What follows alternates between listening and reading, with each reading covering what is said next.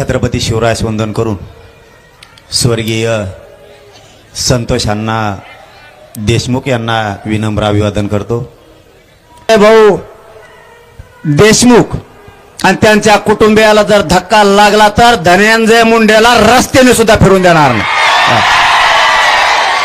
आमचा एक भाऊ गेला तो आता आम्ही सहन केला, या मुंड्याचं आणि फिंड्याचं आम्ही तोंडावर नाव सुद्धा घेतलं नाही, हरामखोर अवलादीचं। पण जर देशमुख कुटुंबियांना जर यापुढे त्रास झाला तर एकाला सुद्धा रस्त्याने फिरू देणार नाही।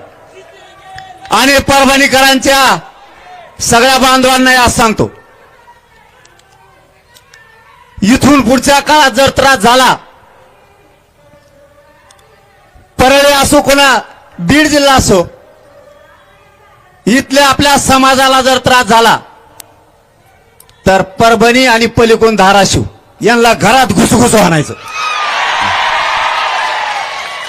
जर इथून पुढे यांनी लोकांना आता त्रास दिला तर परभणी जिल्हा आणि पलीकडून धाराशिव एकदा यांना बघायचंच।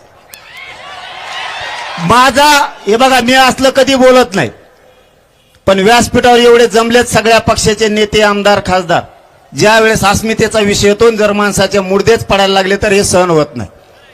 आम्हाला माज नाहीये, आम्हाला मस्ती पण नाही।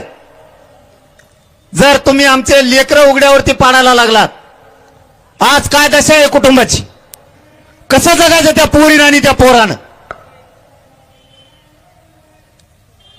तुम्ही जर आमचे लोक मारून जर तुम्ही तुमचे आरोपी घरात लपून ठेवता,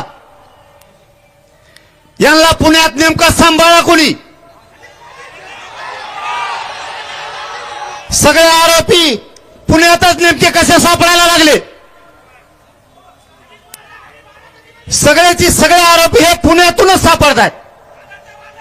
याचा अर्थ तुमच्या सरकारमधले मंत्रीचे आरोपींना सांभाळायला लागले, या खंडणीमधल्या आरोपींना आणि हत्येतील आरोपींना, या दोघांची नार्कोटेस्ट झाली पाहिजे आणि त्यांना सांभाळणाऱ्या सगळ्यांना सह आरोपी केलं पाहिजे। हे फाशी तर होणारच आहे। फाशी जर नाही झाली ना, मग आता कोणतरी म्हणले, मला वाटतं खासदार का कोण म्हणले की 4 सीट कच्चं होईल। सरकारचं ऐकून आणि तिथल्या मंत्र्याचं ऐकून जर का 4 सीट कच्चं झालं आणि त्याच्यातला एक बी आरोपी जर बाहेर आला की मंत्री गोट्याने हाणलाच। आता तुम्हाला हीच भाषा कळती।